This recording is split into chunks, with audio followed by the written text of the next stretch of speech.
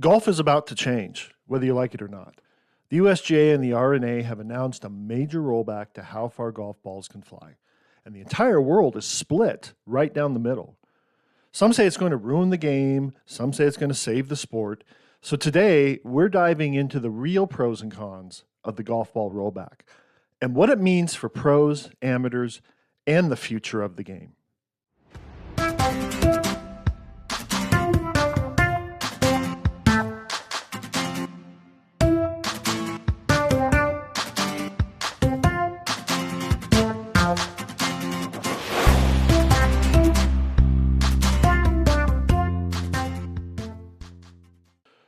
Let's start with the basics. The USGA and the R&A want to reduce hitting distances, especially at the elite level, by changing how golf balls are tested and approved.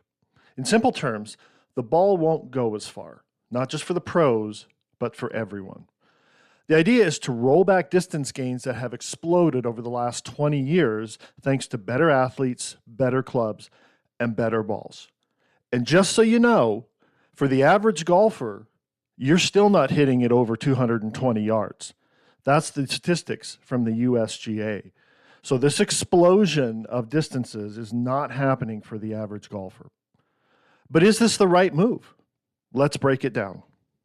Here are some pros of the rollback. We're going to be protecting the classic courses. Some of the world's most iconic courses are running out of room. They're already stretched tee backs, added land, and redesigned holes just to keep up with modern distances. A rollback means that these courses can stay the way they were meant to be played without buying more land and bulldozing new tee boxes. Another pro is going to be more strategy and less bombs. Right now, at the pro level, distance dominates. Hit it far, wedge it close, make birdies. A shorter ball could bring back more shot making, more shaping, more thinking, more risk-reward decisions. Fans who love the chess match of golf might finally get that back. Environmental and cost benefits.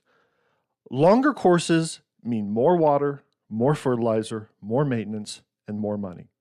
Rolling back distance could help keep the game more sustainable, especially for courses that don't have an endless budget.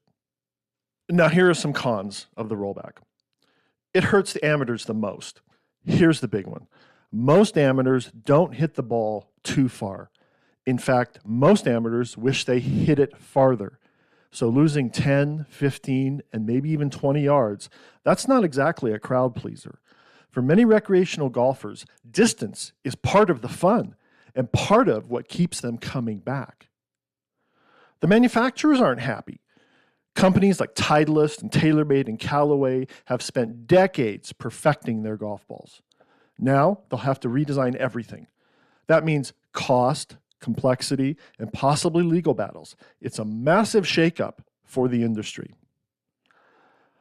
The PGA Tour might not even adopt it. Here's where things get messy. The PGA Tour, the most visible golf platform in the world, has signaled it may not fully support the rollback. Its governing bodies say one thing, and the tour does another. We could end up with a fractured rule book, and golf has never had that before. But here's the problem. The PGA Tour could do this on their own. If they're concerned about the elite golfers, they could already institute a rule where they have a golf ball that could roll back distances. So the USGA doesn't need to get involved. So who's right? The debate comes down, in my mind, to one question. Should the entire golf world change because a tiny percentage of golfers hit the ball too far? Supporters say yes, because the integrity of the game is at stake. Critics say no, because it punishes 99.5% who don't need a rollback. There's no easy answer. But one thing is clear, the decision will shape golf for future decades. I'm of the camp that we shouldn't be making rules that affect 100% of the golfers when the change is only directed at 0.05% of the actual golfers. This is just another huge misstep by the USGA and the R&A to hamper the enjoyment of the game for the average golfer. The USGA needs to stop making rules based on the almighty dollar and start making rules that actually benefit the people who play golf the most. That's the amateur golfer.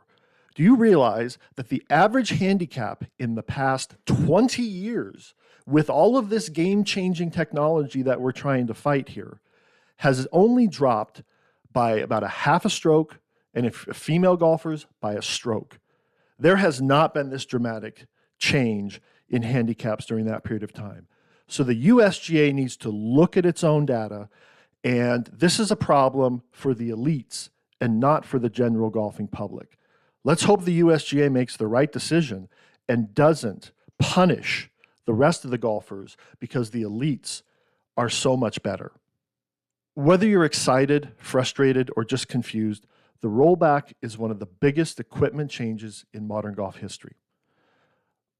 Will it bring back strategy?